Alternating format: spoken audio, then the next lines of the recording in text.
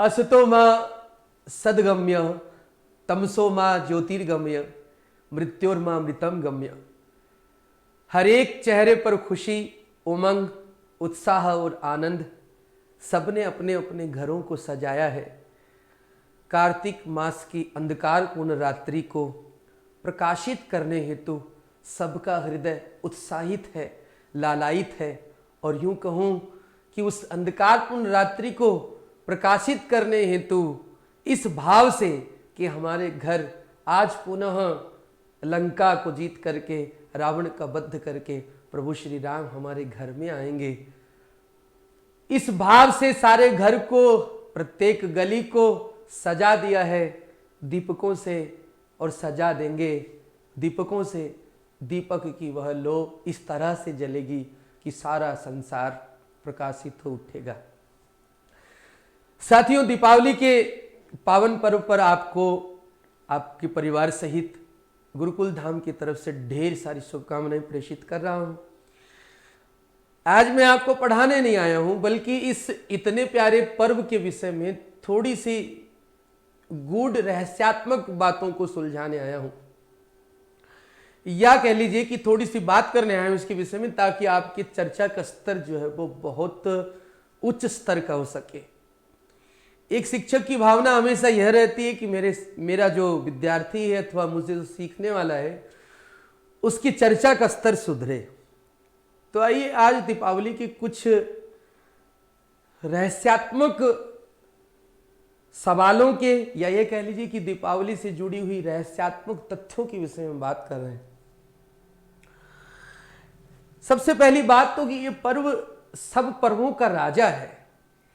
और आपने एक बात यहां पर यह जरूर अपने दिमाग में लगाई होगी या फिर नोट करी होगी, इस समय प्रत्येक व्यक्ति का हृदय उत्साहित रहता है, लालायित रहता है कुछ नया करने के लिए।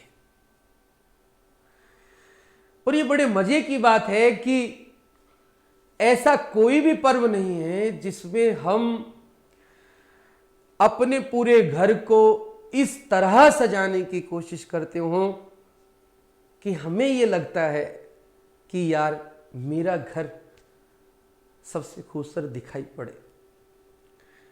हम उसको सजाते हैं और दीपावली की रात को उसको प्रत्येक तरीके से प्रकाशित करने की कोशिश करते हैं। ये यूं तो नहीं है। अगर ये यूं ही होता तो इसको पर्वों का राजा ना कहा जाता।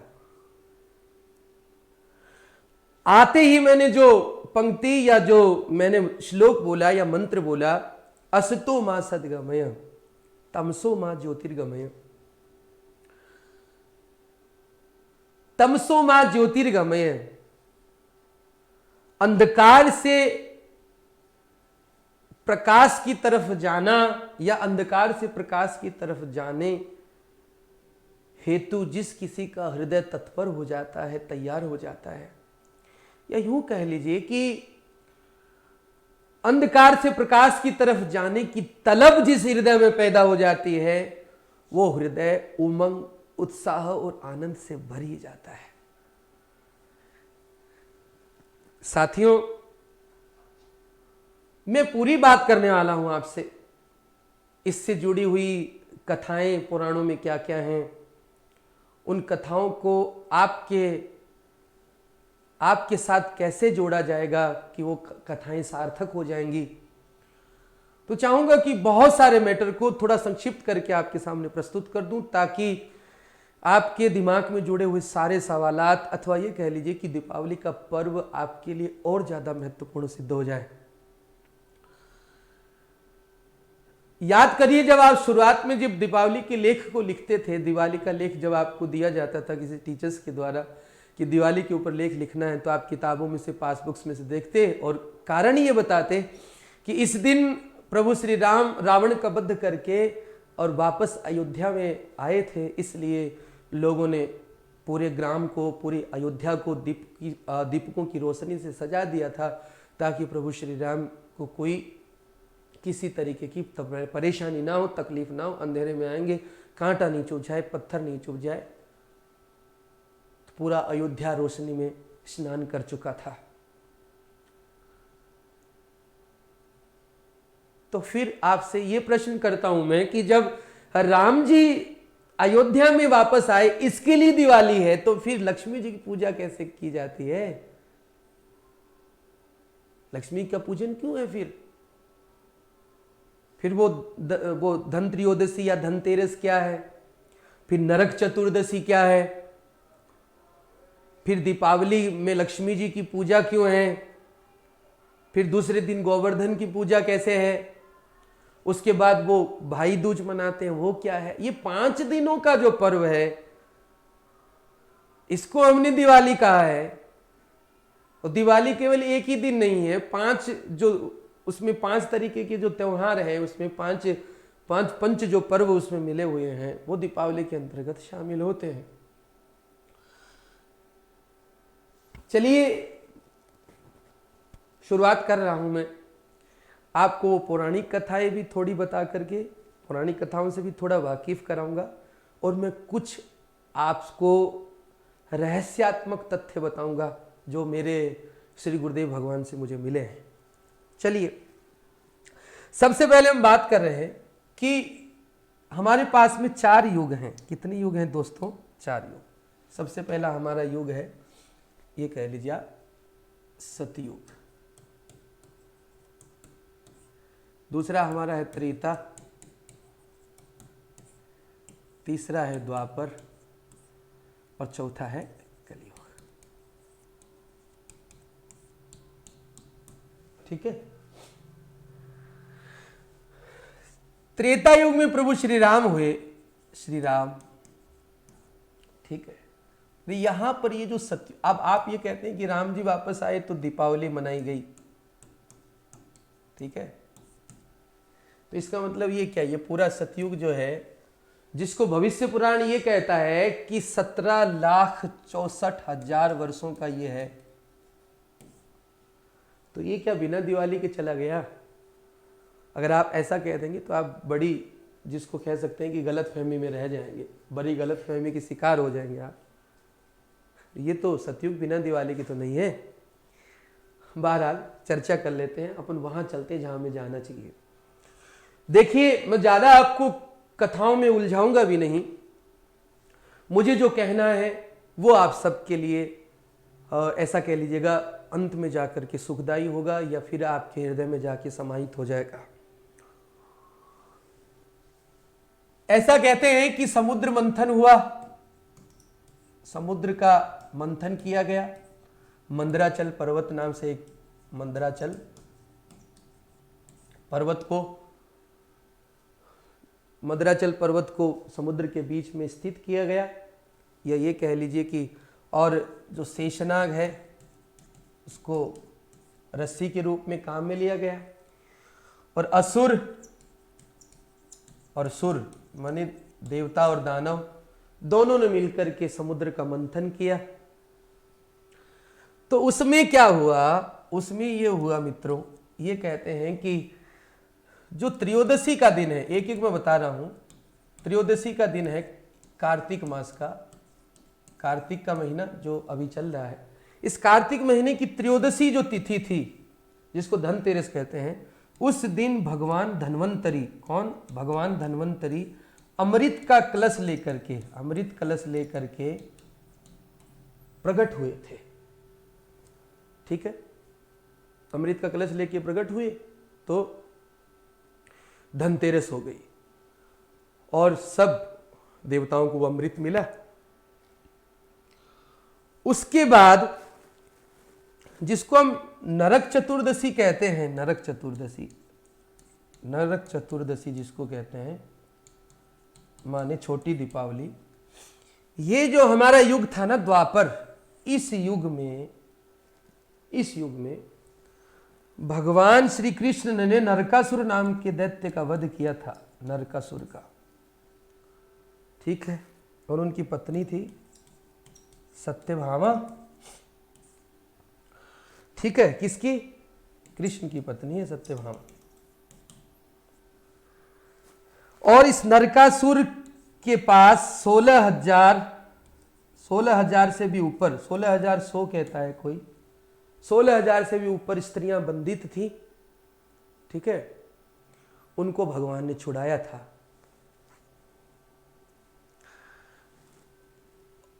ये तो बात हो गई सतयुग की, समुद्र मंथन वाली बात। अब क्या हुआ, और ये हो गई द्वापर युग की बात।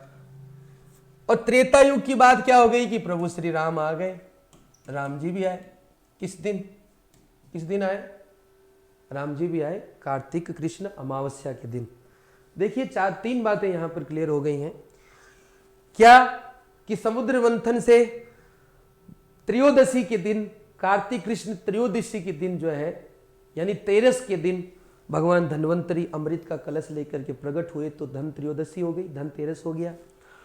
उसके बाद में हम चतुर्दशी का लेते हैं, नरक चतुर्दशी का, छोटी दिवाली का। उसका ये हो गया कि द्वापर युग में भगवान श्री कृष्ण ने क्या किया, नरकासुर का वध किया और 16,100 जो स्त्रियां थी, जो बंदित थी, उनको छुड़ाया। हम इनकी गहरी बातें और करेंगे। हाँ, मैंने आपको बोला है ना, ये तो ऊपर ऊपर की बात है। मैंने आपको पहले आते ही बोला था कि इससे जुड़े हुए रहस्यात्मक तथ्यों की बात करूंगा तो करूंगा। वीडियो को पूरा देखिए आप, आनंद आएगा आपको। तो नरकासुर का वध कर दिया, स्त्रियों को छुड़ा दिया। 2 बातें हो गई। अब आगे क्या रह गया? त्रयोदशी होगी, चतुर्दशी हो गया, अब रह गया अमावस्या। तो इसी समुद्र मंथन में जो कृष्ण पक्ष की अमावस्या है, जिसको हम दीपावली कहते हैं, उस दिन समुद्र से श्री लक्ष्मी जी का प्रादुर्भाव हुआ था। इसका मतलब यह है कि दीपावली के दिन श्री लक्ष्मी जी का जन्म दिवस या जन्मोत्सव आता है, इसलिए उनकी पूजा की जाती है। समझे? तो सर फिर बाद में हम 4वीं 5वीं 6वीं में ये जो लिखते आए हैं लेख, वो तो गलती है। हाँ, वो गलती है। समझे बात को? जी सर समझे। अब उसके बाद में आगे आ जाइए आप, किस पे? त्रेता युग पे आ जाइए आप। तो त्रेता युग में आने के बाद क्या हुआ कि श्री राम जी है ना, राम जी जानकी सहित, माता सीता के सहित, वे भी क्या है, कृष्ण अमावस्या, माने कार्तिक की जो अमावस्या है, कृष्ण पक्ष की अमावस्या, लिखने की जरूरत तो नहीं, अमावस्या लिख दे सीधे तो भी चलेगा। अमावस्या को भगवान श्री राम जी और आ गए। तो एक खुशी तो पहले से थी, क्या कि श्री लक्ष्मी जी का प्रादुर्भाव हुआ था, और दूसरी खुशी और जुड़ गई। लेकिन ध्यान रखना, जब अमृत निकला था, उसके बाद जब माता लक्ष्मी जी की उत्पत्ति हुई थी, तब तक लक्ष्मी जी की पूजा का ही विधान था। दीपक नहीं जलाए जाते थे। दीपक कब जलाने लगे? त्रेता युग के बाद में। क्यों? क्योंकि त्रेता युग में ही दीपक जले थे सर्वप्रथम, भगवान श्री राम के आने से। वो इस भाव से कि प्रभु आ रहे हैं, अंधकार की रात्रि है। पहले ऐसा तो नहीं था, कोई स्ट्रीट लाइट जलती रहती थी, कोई रोशनी है, तो पूरे नगर में अंधेरा अंधेरा था। तो लोगों ने अपने घरों के आगे, पूरी गलियों में, रस्तों में, सब जगह पर क्या है, दीपक जलाए घी से, कि प्रभु आएंगे तो उनके पांव में कोई कांटा नहीं चुभ जाए। सजा दो घर को गुलशन सा, सजा दो घर को गुलशन सा, अवध में राम आए हैं। लोगों के मन में ये प्रेम है, ये भाव है कि आज भी प्रभु आते हैं, और लोग अपने घर को सजाते हैं, दीपक जलाते हैं, और पलकें बिछाए प्रभु के आने का इंतजार करते हैं। ठीक है, 2 बातें हो गई। अब आप द्वापर युग में जब वापस आएंगे ना, द्वापर युग में आगे चल के आएंगे, तो अमावस्या के बाद में जो एकम आती है, या जिसको प्रतिपदा कह लेते हैं हम, अमावस्या के बाद एकम आती है ना, शुक्ल पक्ष की, जिसको हमने गोवर्धन पूजा कहा है। द्वापर युग में क्या हुआ, जब लोग इंद्र को भूल करके कृष्ण कृष्ण जपने लगे, तो भगवान इंद्र को गुस्सा आ गया कि तुमने मुझे भुला दिया है, तुम कृष्ण कृष्ण की पूजा कर रहे हो, अब देखना क्या करता हूं। तो साहब 7 दिन तक लगातार बारिश की, कि डुबो दूंगा पूरे गोकुल को, याद करना तब कृष्ण को। लेकिन श्री वासुदेव ने, उस जगत पिता ने पहले दिन ही अपनी कनिष्ठिका उंगली के ऊपर, अपनी पहली उंगली पर, ध्यान रखना ये पहली उंगली है, ये पहली नहीं है, ये पहली है। इस पहली उंगली के ऊपर ही, सबसे छोटी उंगली के ऊपर ही गोवर्धन पर्वत को उठा लिया। वो दिन कार्तिक शुक्ल एकम का दिन था, इसलिए हमने गोवर्धन पूजा शुरू कर दी। उसके बाद सर, उसके बाद आता है यम द्वितीया। इसके बाद क्या आता है? यम द्वितीया। ठीक है। अब यम जो द्वितीया है ना, यम द्वितीया, जिसको हमने क्या कहा है? भैया दूज कहा है। यम की बहन थी, जिसका नाम था यम की बहन यमुना। ये यम की बहन थी यमुना। यम उससे मिलने नहीं जाते थे, बिजी रहते भी, कभी किसी का काम करना, कभी किसी का काम निपटाना। यम का तो काम यही है। यमुना भाई से प्रार्थना करती थी, भाई तुम कब आओगे, तुम कब आओगे। एक दिन यम भगवान बिना कोई सूचना के और बहन के आंगन के ऊपर पहुंच गए। बहन के घर के चौखट पे जैसे ही पहुंचे, घर में जैसे ही एंट्री की, जैसे ही प्रवेश किया, आंगन में अपने भाई को देखकर यमुना गदगद हो गई। भाई को तिलक किया, रक्षा सूत्र बांधा।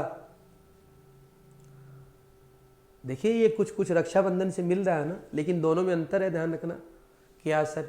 ये अंतर है कि रक्षाबंधन के दिन बहन ससुराल में हो तो बहन भाई के घर चल के आती है, रक्षा सूत्र बांधती है और तिलक करती है। परंतु भाई दूज के दिन अलग होता है। क्या होता है सर? भाई जाता है बहन के यहां, ठीक है। उस समय यमुना ने भाई से मांगा था, मांगा नहीं कहूं तो ये कह लीजिए कि यमराज ने कहा था कि बहन मांगो, तो यमुना ने कहा कि भाई आज के दिन जो बहन अपने भाई की कलाई के ऊपर रक्षा सूत्र बांधती और तिलक करती हो, उस बहन के भाई को तुम अकाल मृत्यु कभी प्रदान नहीं करोगे। इसलिए भैया दूज का पर्व मनाया जाता है यम द्वितीया को लेके। तो मित्रों, ये थी दीपावली की कथा। लेकिन मैंने आपको जो आते ही वचन दिया था, रहस्यात्मक तथ्यों की बात भी करूंगा। 10 मिनट केवल दिल थाम के बैठिए और आनंद लीजिए कि आखिरकार आपको ये सब पर्व किसकी याद दिलाते हैं। चलिए, सबसे पहली बात मैंने आपको ये कही दोस्तों, सबसे पहले बात मैंने आपको कही समुद्र मंथन। क्या बोला मैंने? समुद्र मंथन। दो चीजें होती है, एक तो है बुद्धि, एक होता है विवेक। ख्याल रखना, बुद्धि कुबुद्धि हो सकती है, बुद्धि कुबुद्धि हो सकती, लेकिन विवेक कभी कुविवेक नहीं होता। विवेक कभी कुविवेक नहीं होता है। आपने नाम बुद्धि कुबुद्धि, कुबुद्धि तो नाम सुना होगा आपने, कुत्सित बुद्धि आता भी है संस्कृत में, हिंदी में, लेकिन कुविवेक शब्द होता ही नहीं है। तो मैं आपको ये कहना चाह रहा हूं, ये सारी चीजें अपने भीतर है। अब मैं दिवाली आपको आपके भीतर ही दिखाऊंगा कि देखिए दिवाली आपके भीतर ही है, और कहीं दिवाली नहीं है। तो बुद्धि कुबुद्धि हो सकती है, विवेक कभी कुविवेक नहीं होता। तो मैं आपको ये कह रहा हूं कि बुद्धि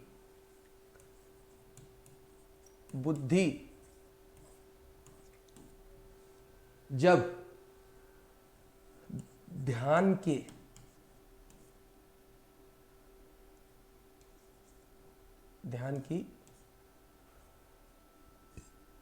या चिंतन की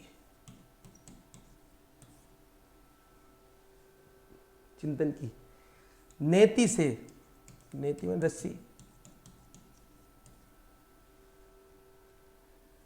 रस्सी से मथी जाती है, तब विवेक पैदा होता है। रामचरितमानस कहती है, बिनु सत्संग विवेक न होई, बिनु सत्संग विवेक न होई। ठीक है। बुद्धि जब ध्यान की नेति के ऊपर मथी जाती है तो विवेक पैदा होता है। ख्याल रखना, ध्यान, इबादत, पूजा, प्रार्थना, इनसे विवेक को जगाया जाता है, जिसको हमने अवचेतन मन कहा है, साइकोलॉजी की भाषा में जिसको सबकॉन्शियस माइंड कहा, अवचेतन। ख्याल रखना, ये अवचेतन जिसका जागता है उसमें मनुष्यता के जो गुण हैं, दया, करुणा, मानवता, परोपकार, ये स्वतः ही जागृत होने लग जाते हैं। तो मैं आपसे क्या कह रहा हूं? मैं आपसे कह रहा हूं कि बुद्धि को ध्यान की नेति से मथना है, चिंतन से मथना है, तो विवेक पैदा होगा। दीपावली जब आती है उस समय आपका, और ये कब होता है?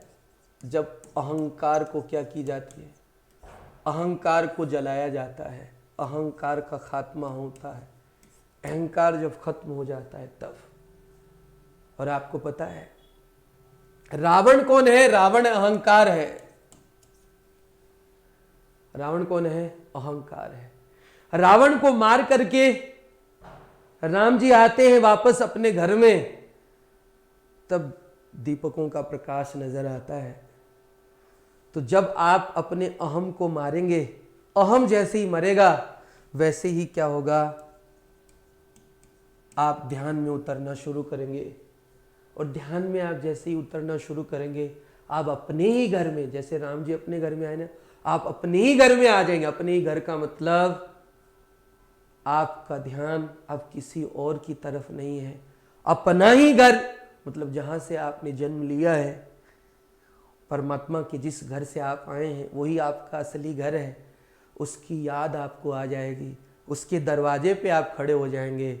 और जैसे ही वो दरवाज़ा खुलेगा, खुलते ही आपको पता है रोशनी, प्रकाश ये नजर आएगा। वो परमात्मा का, आत्मा का प्रकाश नजर आएगा और जीवन सफल। आप उस प्रकाश में ऐसे स्नान करेंगे कि आपको उसकी प्राप्ति हो जाएगी जो 4 पुरुषार्थों में अंतिम पुरुषार्थ मोक्ष है। तो सबसे पहली बात, मंथन खुद के भीतर ही होना चाहिए। तो मैं आपसे कह रहा हूं, असतो मां सद्गमय, असत से सत्य की ओर, तमसो मां ज्योतिर्गमय, अंधेरे से प्रकाश की ओर। और आपको ख्याल होना चाहिए, ये बड़ी प्यारी बात मैं आपको कह रहा हूं कि कृष्ण पक्ष में हर किसी व्यक्ति का जन्म अंधकार में होता है। आपने भादोबदी में कृष्ण जन्माष्टमी देखी होगी, वो भी कृष्ण पक्ष में कृष्ण का जन्म हो रहा है, अंधेरे में हो रहा है, रात की मध्य रात्रि में हो रहा है। वो यूं ही नहीं है, हर किसी व्यक्ति का जन्म अंधकार में ही होता है, अज्ञानता में ही होता है। उस अज्ञान से प्रकाश की ओर जाना। तो इस बार दिवाली पे जब दीपक जलाओ ना,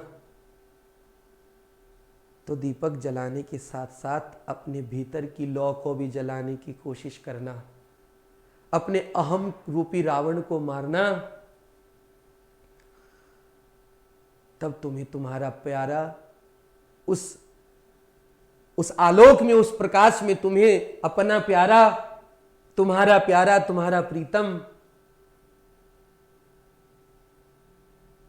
प्रभु श्री राम के रूप में जो विराजमान है वो दिखाई पड़ेगा। और जब वो दिखाई पड़ जाए तो दीपावली मनाना सार्थक हो जाएगा। और ध्यान में जो आनंद मिलेगा, जो रस मिलेगा, प्रभु की इबादत में, प्रभु की प्रार्थना में जो अश्रुओं की धारा निकलेंगी, वो अमृत से कम नहीं होंगी। तो धन त्रयोदशी हो जाएगी और मिलने से पहले तो अश्रुओं की धारा निकलती ही है।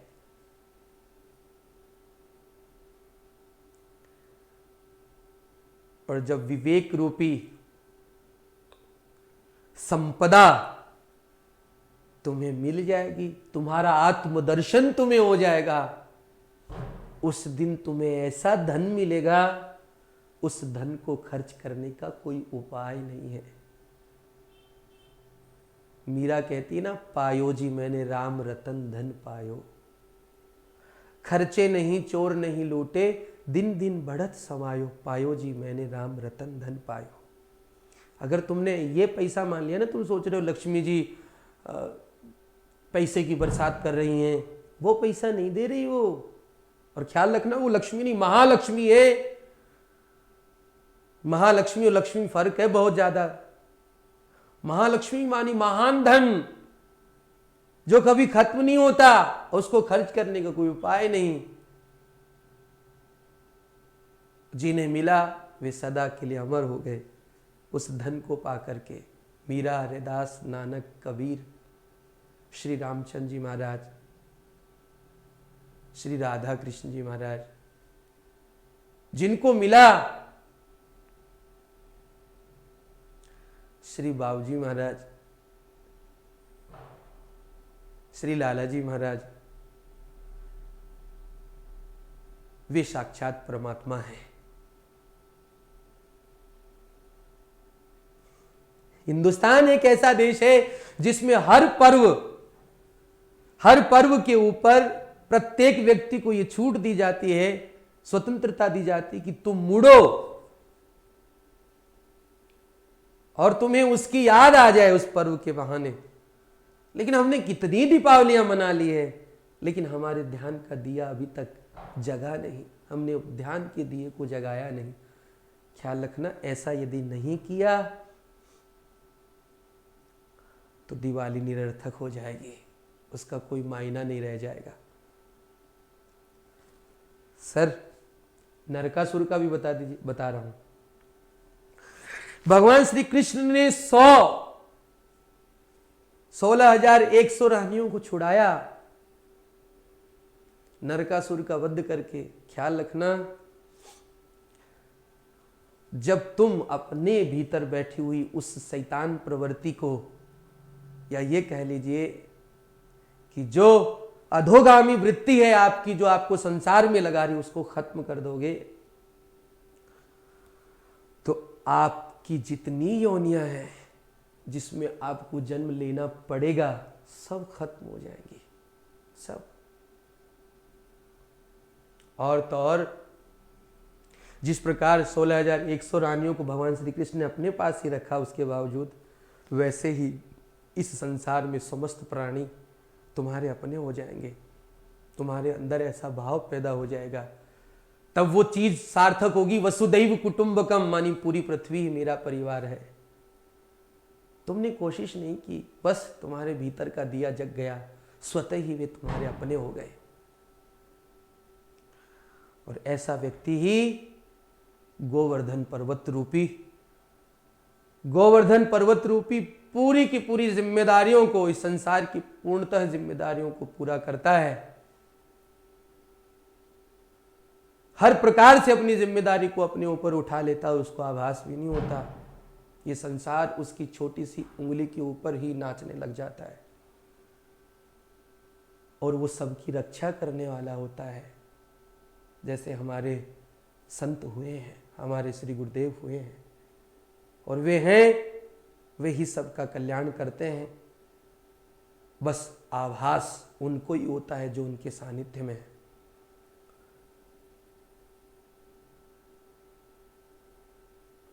दूसरे दिन यम द्वितीया, तो जो व्यक्ति अपने भीतर ध्यान की अलौकिक शक्ति को पहचान लेता है, इबादत की शक्ति को पहचान लेता है, जिसके भीतर ध्यान के प्रकाश का दिया जगा है, ऐसा व्यक्ति कभी भी अकाल मृत्यु को प्राप्त नहीं होता। यहाँ तक कि मौत भी उसकी गिरफ्त में होती है। वो जब चाहे अपने शरीर का त्याग करता है। कृष्ण कहते हैं ना, कृष्ण ने ये कहा है कि वस्त्र तुम्हें छोड़ दे तब तो मृत्यु है, तुम वस्त्रों का त्याग कर दो, ये मोक्ष है। वस्त्र माने ये शरीर का कपड़ा नहीं, माने ये शरीर रूपी आत्मा का जो कपड़ा है वो। तो आशा करूंगा ये दीपावली की रहस्यात्मक बातें आप अपने भीतर उतारेंगे और अपने भीतर ध्यान की ज्योत जला करके अपना भीतरी जो प्रकाश है, आपके भीतर समाहित जो संपदा है, जो पूंजी है, उसको प्राप्त करने की कोशिश करेंगे। ऐसे धन को प्राप्त करेंगे जिस धन को प्राप्त करने के बाद उसको खर्च करने का कोई उपाय नहीं। ऐसा हृदय आपका हुआ तो प्रभु श्री राम जरूर आपके हृदय में आकर के विराजमान होंगे। आपका पूरा संसार अलौकिक प्रकाश से व्याप्त हो, अलौकिक प्रकाश की रोशनी में स्नान करे। इसी भावना के साथ आपसे विदा लेने से पूर्व आपसे ये कहूँगा या आपसे ये मैं कहना चाहूँगा, मेरी शुभाकांक्षा दीपावली पर्व की गुरुकुल धाम परिवार की तरफ से आपको बार बार ढेर सारी शुभकामनाएं प्रेषित कर रहा हूँ। जय तो भारतम, जय तो संस्कृतम। नमस्कार साथियों।